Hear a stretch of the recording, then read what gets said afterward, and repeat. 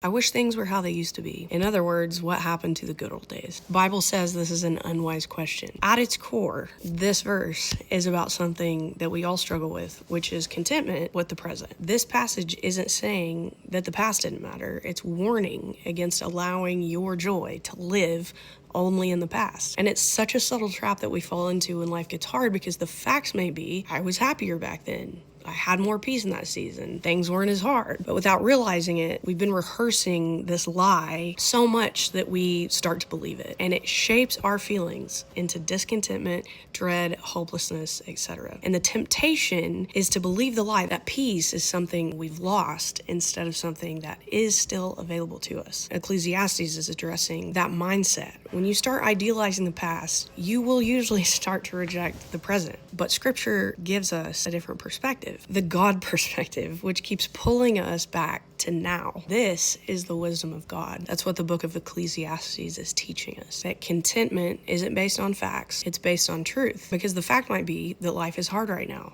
but the truth is that contentment brings lasting peace and joy that is available in every circumstance. Practicing contentment is part of renewing your mind. It's the intentional choice to keep reminding yourself, even here, God is still with me, still providing, still working. This is what I'm going to keep my thoughts focused on. Studies consistently show the power of gratitude in improving mental health and emotional well-being, because our minds naturally drift toward comparison when we feel stressed. So if you're not intentional, then your emotions will convince you that back then was better than right now. That's why there are so many passages telling us to not be anxious, to take thoughts captive, and to be thankful in all circumstances. It's not saying you shouldn't remember your past or be grateful for it. It's simply saying don't build your peace there, because the moment your perspective moves your peace backward in time, you start to lose the ability to see what God is doing in front of you. If you struggle with this, instead of asking why were the good old days better, start thanking God for all He is doing in this season right now, because it's a lie that peace comes from returning to a certain season. The truth is that lasting peace comes from trusting God in the season you're in now.